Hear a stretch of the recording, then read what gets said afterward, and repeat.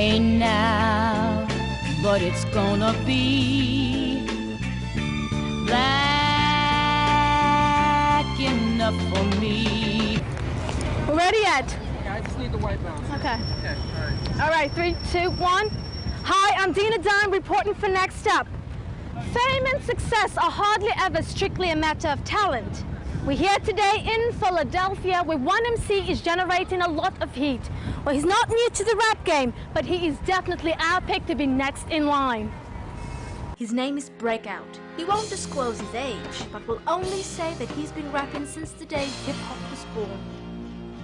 Since winning a large insurance settlement a year and a half ago, Breakout has generated a huge buzz with his underground mixtapes, a collection of self-penned songs and freestyles that you'll never hear on the radio. The first rule of mixtapes is there are no rules. He borrows other people's beats and often disses them in his own rhymes, criticizing their talent and often their personal hygiene. He is currently in the studio recording Volume 80. Breakout, Volume 80. Hey, this goes out to all you sissy-ass rappers buying my records and making me a rich man. That's right, y'all trying to bite my rhyme. Cause you can't, alright? As I keep switching them up on you, just like I heard you do, Eminem. Hey, yo, Jay-Z, it's time for you to step it up, baby. I heard Beyonce caught you wearing one of her dresses. Time to represent, baby. Yo, Sean Paul, put down the light, you fake-ass Jamaican motherfucker. Time to represent. Yo, 50 Cent. You ain't nothing but a number 3 pencil. You're full of legend, you still can't write. Time to step it up. Yo, hey, DMX, I know why they call you that, but let's keep it between you and me. Of course I know Breakout. He stops by every Saturday morning with a new CD. I wish the brother find God, because he'd make an excellent Jehovah's Witness. His name should be Broke Out, because he should have broke out the record business a long time ago. I think he want to get shot or something, all the people he trying to diss. Don't you think insulting other rappers can only create bad blood in a community that's already been scarred too much by unnecessary deaths? Definitely not. The bad blood equals good business. I mean, I'm not a hateful guy, just ask my ex-wife. But if you listen to my first 10 albums, I mean, there's not a lot of dissing on any of them at all. There's no sales either, if you get my drift. But hey, it ain't about me. I put my records out there for the fans. Now, if they wanted to listen to some peace and love stuff, they'd listen to Kool and the Gang or Earth, Wind and Fire or some 60s white boy shit that definitely doesn't fly in the hood. Shoot, all the MCs know it's all about some kind of fantasy. Otherwise, I'd be dead after I put out Choke on the Beanie. I never heard that one. How does it go? Oh, you can't. It's off the market. If he said some shit like that about me, I hit him upside his head with a ski ball, Jack. See, there's a running joke in the hip-hop community, man. If you at a party and you see Breakout, don't tell nobody you was there. Just admit you was at the wrong party, G. Now, let me ask you something. What happened to all those cats from the 60s that's gonna change everything by shaking the tambourine, huh? Now, I'll tell you what happened. They either broke, dead, or strung out some damn place. Shit. Man, I'm 3 times 7+ something. I'm a grown-ass man. Don't get this shit twisted. Shoot. The only thing I want to change are the number of zeros in my bank account. All right? Oh, that reminds me. Sylvester Stewart, if you're watching this right now, I did not forget that Franklin I let you in '78. All right? Beats? What beats? If his rhyme skills are questionable, his musical tastes are definitely atrocious. But that is bullshit. That punk's been a player hater since day one. Look at here. My beats are TSA, baby. Look at this place. I'm working with the hottest producers in this here town to make my sound. Shit, nigga, please. Yes, sucker. Ah, yeah, baby. Yeah, I like it. Look, how about if we loop in a sample? No. The beat is done. And I'm not sharing my publishing if it blows up. Well, neither am I. Shoot.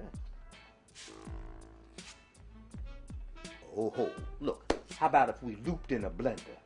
A what? Yeah, an electric blender. It kind of goes with how I blend my rhymes. Look, there's an outlet right over there. It'd be really easy. No, that would be really whack. Who's paying for all this?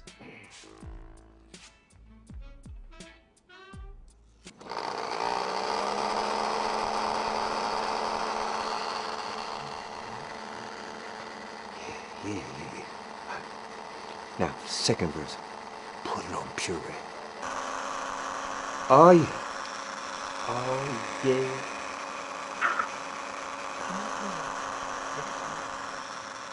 What do you think sets you apart from the other MCs in this town? Hunger. Knowing what to eat to stay that way. Now, I'll give you an example. Some of the cats that came out big before I came out, Biggie's first time. Hunger all up in his voice. Or Big Pun for that matter. Another example. Hunger, cut after cut. And these cats were not small to begin with. When they blew up, because they were staying constantly hungry. Feeling me? Hunger may be the key to breakout success, but after recording 79 albums without a record deal, it's been argued that he's running out of ideas. Oh yeah. This is Breakout once again with the pad and the pen. Wrapping it up like Reynolds, only twice as shiny, never grimy. Kicking whack MCs all up in their hiney. Keeping my balls wet and my pockets fat. Fame on Infinite Records is about to explode. Ah, yeah, baby. I'm not DJ Run or Sanford and Son. Your big dummies ugly like Aunt Esther or Uncle Fester. And I know R. Kelly is a child molester. I see you on that tape. You ain't fooling nobody. Now, Kobe, you can forget about that Nike endorsement, but I suggest you give Trojan a call. Hey, baby, you like that? Will you be in my music video? I love you, girl. Breakout's video shoot took place the next day at the Belmont Plateau. While the crew was setting up, we had a chance to talk to the director. Excuse me, are you the director? No, I'm not the director. I'm Clinton's younger brother, Bill. You know, that's the director over there. Thank you. Yeah, you're welcome. Hey, do you know how to work this? So what's your idea for the shoot today? It's your typical posse video.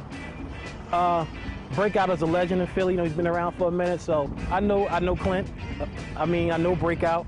He's gonna, he emails people, he called people, he got in the chat rooms, he called radio shows. So I expect people to, to show up and be a part of this special day down here at the Plat. I'm glad you're here to make a movie about my brother. That's what these cameras are here for, right? To bring the truth to the light. But have you ever thought about getting down and making some movies about the real conspiracies? How do you think it's going? We had a rough start. Breakout's not even here right now. He had to run home and get the CD with the song on it in his boombox. So we're just like really trying to focus on getting some cutaways and some nice exterior stuff.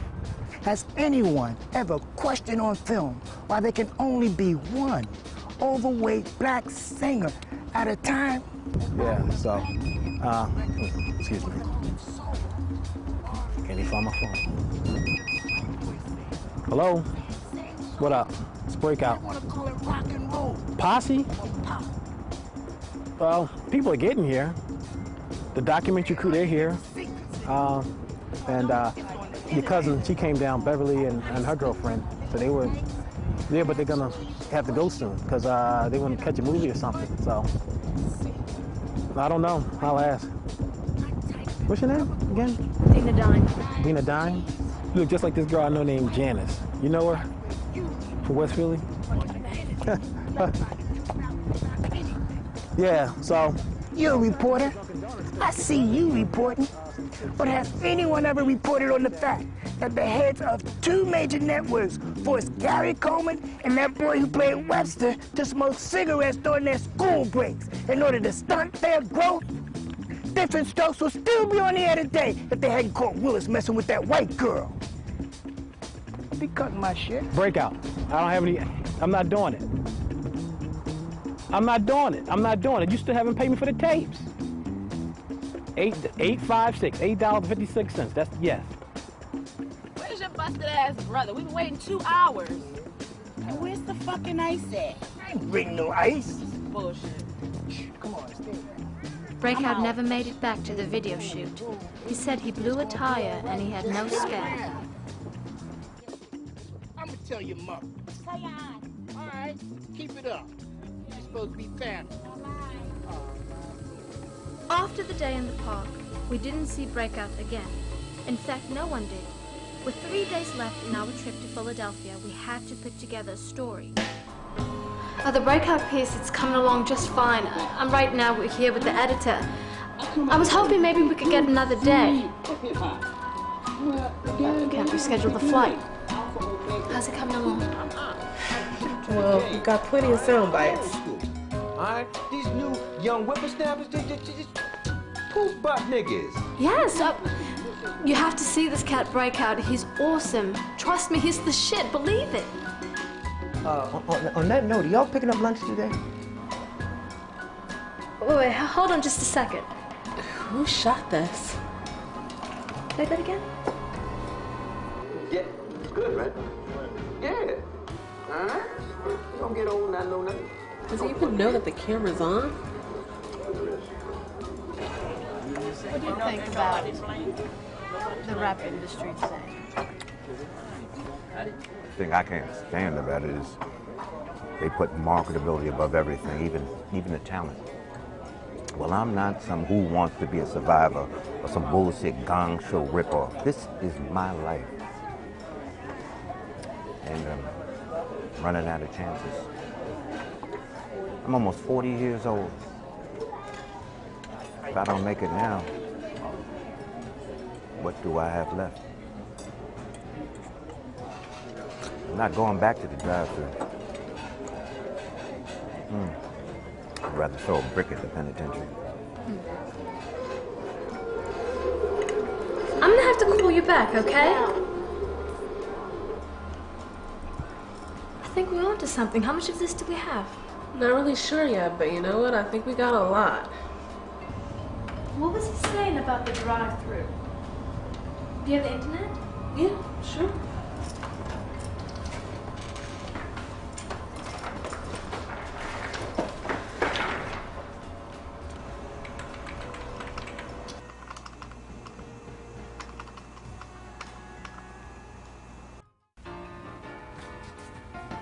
You're lucky. This is one of the few 8 tracks I have left after all these years. We discovered that what Breakout may have been referring to was his first taste of success as one half of the duo Break and Chill.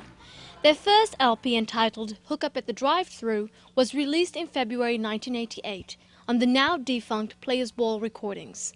Yo, Chill. Yeah, what's up, Breakout? Why don't you give me a hunger scratch? This is the same guy. The French fry mix. Breakout. Yeah. Breakout was Break from Break and Chill. Damn. Where'd you get this?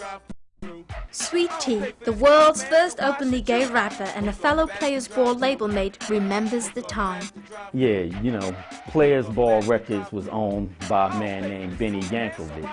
And it was basically a way for him to do a double write-off on his old label, Polka Polka Records, which had went under 10 years before. He had a lot of old polka albums, cassettes, and 8 tracks stored up in his warehouse in Teaneck, New Jersey, that he had to unload fast. He found out that rap music was the new thing, so he decided to record rap albums over all these old cassettes and 8 tracks, rather than burn down the warehouse. I'm glad he started Players Ball instead of burning down my job. Hell, I worked in the warehouse and was his first artist. Break and Chill was his second. Let that be known. Breakout's younger brother Bill, who did beatbox on the album, picks up the story. Breakout remembers it better than me. You really should call it. We tried. Yeah? Sometimes he gets that way. Recording that album was hard. Each side of the cassettes Benny had was exactly 22 minutes and 45 seconds long. So we had to make our record exactly that length. In one take, 4 songs aside, No pause buttons, no overdubbing. Man, Clinton was genius. He came up with the idea that I beatbox to the fade out of each side. We messed up though. Side 2. You can hear a little accordion right before the tape cuts off. The reason why they called it Players Ball Recordings and not Players Ball Records is because none of our albums was actually being pressed. Everything was on cassette or 8-track. The Break and Chill album, with its laid-back grooves and humor-laced lyrics, was not unlike a lot of hip-hop coming from the East Coast in the late 80s, but it offered a twist. Tell me a little bit about the old school Philadelphia hip-hop scene. Oh, man, you want me to go way back? You want a brother to show his age.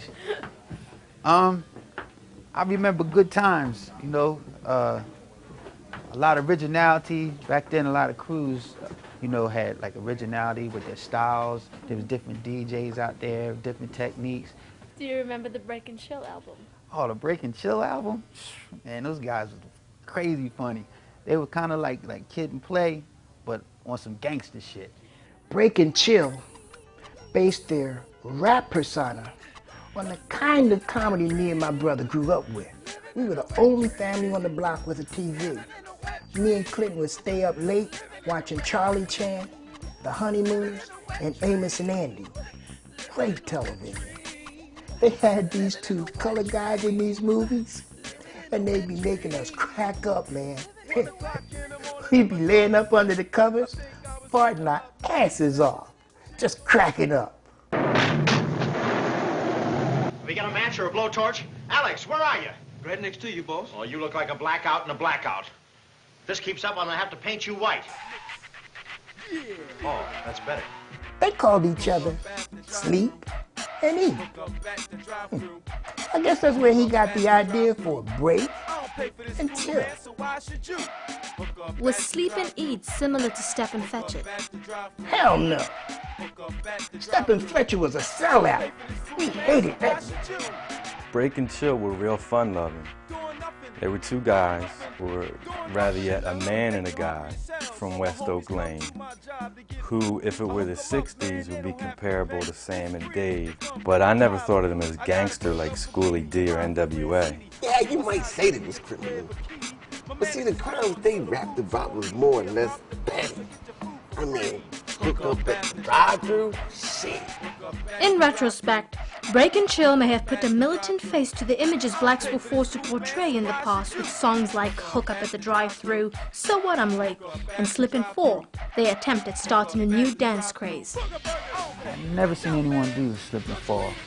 Well, at least not at a party. After Fresh Prince broke, they expected everybody in Philly to sound fun-loving. Break was fun-loving, but he didn't like being called a fun-loving rapper. He became defiant. He started opening up dictionaries, like picking out all the big words and like slurring his lyrics and, you know, trying to create his own style. I mean, because he was a funny cat back then, but I know he was jealous. I mean, when Who's the Man came out, he thought that should have been him. He started listening to a lot of Richard Pryor. I think he thought he was Richard Pryor by the time we started to make our next album. Then the unthinkable occurred. Chill was killed in a senseless skee-ball accident. At a time when violence was plaguing the rap industry, the murder of Scott LaRock, the Puff Daddy basketball stampede, and the death of Ronnie Ray in the movie Tougher Than Leather, Chill's death scarcely made a blip on the hip-hop radar. Well, I just happen to have a problem with rappers who sell records because they've been shot. I mean, what's the big deal? What, you lived to write a song about it? But that fool's out there rapping the thug life, talking about how he took this bullet. Some fool around the corner's talking about how he missed you. No, Dina, life is very precious. My boy Chill died about as senselessly as it gets. Didn't even make the paper. Go figure, huh? Hell of a business. We recorded one song the night before Chill died. I know that Break was really inspired after hearing Richard Pryor's Wino and the Junkie for the first time. See that ball in the streets? Yeah, boy, used to be a genius. Boy, used to book the numbers, didn't need paper or pencil. Now that nigga can't remember his shoelace. Get off the street, boy! What's happening? I'm sick, man. I need some help. I need somebody to walk with me and talk with me till 2 o'clock tomorrow afternoon where I can get some shit. I'll be all right. I can handle this white world in, baby. Cause my mind thinking of the shit I don't want to think about. But if you hang out with me and lie to me, you old wine drinking motherfucker, kick me, nigga. You ain't do that for me, bro. I'm gonna do it with you, boy. I'm gonna walk with you. Cause I believe you got potential. I think he finally realized that there was a way he could make people laugh and at the same time express his own pain. As usual, we did it in one take. But this time, he didn't ask me to beatbox to the fade out. This time, we were short. 5 minutes, 55 seconds. He said, fuck Benny. Make him buy some new tapes for a change. We walked out the door. This was gonna be our masterpiece. This was gonna be our artistic statement. But the label screwed it up. In an attempt to capitalize on Chill's death, Players Ball rushed release the recording onto the market without Break's knowledge or consent. What happened was, we got a call that something had happened to Chill down at the beach. He was just a kid, and he loved going down there, winning big stuffed animals and showing off for the girls. But something bad happened. Ricochet. So while we were driving down to the pier to get Chill, Benny was in the studio, busy making copies of the tapes. The label was in such a rush to put out the record that they recorded them all at the wrong speed, and it ended up coming off like the Rappin' Duke. I told Benny that it didn't sound right, and he told me to mind my business. He said he was expecting orders, lots of orders. It was like he lost his mind. Those that were lucky enough to hear the original 22-minute, 45-second version of Where's My Crack, You Stole My Ripple, upon its initial release, have eerie recollections. That record was corny. It was playing real slow. They had this guy on there sounding like Darth Vader. Da ha ha ha, da ha ha ha ha. But it wasn't on purpose. It was kind of like ghost shit, man. Like the ghost of Chill scratching with Break saying all these really big words, but really, really slow, man. Just say no to drugs, kids. What made it worse was Benny changed the logo on the label from a stretched out Cadillac to a big skee ball with a P written on it. Insensitive bastard said it was a cue ball, but everybody knew. So despite the hype, Break and Chill's final record together, Where's My Crack, You Stole My Ripple, failed to be even a minor seller. Breakout went back to his fast food job and didn't touch another microphone for 12 years. Then, in the summer of 2001, he discovered an ad in the newspaper. A new store was having its grand opening at the Franklin Mills Mall. All right, a new store opened up at the Franklin Mills Mall, and they were selling CD burners and computer software packages for about $600. Now, we didn't have no money at the time, so I told my brother to get a job there, kind of hook it up. Then on my job, I had a slight mishap with the flame broiler. Breakout was born, baby. I've been rocking and rolling, burning CDs and pushing buttons and flipping verbs ever since. You know, I'm shooting my music video tomorrow. You got to be in my music video. No, because you got that look. You got that dude, whatever, just je ne sais quoi. No, yeah, you kick Beyonce in the booty. The digital revolution has enabled Breakout to live his dream, even if others may be forced to suffer. For Next Up, this has been Dolores Davis reporting. I'm happy for Clinton and all his success. I'm sure by this time next week, I'll be walking up the avenue and I'll look in the barber shop and he'll be in there selling volume 81. You know I'm not gay. Sweet Tea stands for Sweet Tea Net, which is where I'm originally from. We were a gospel quintet, but when it came time to shoot the album cover, I was the only one who showed up on time.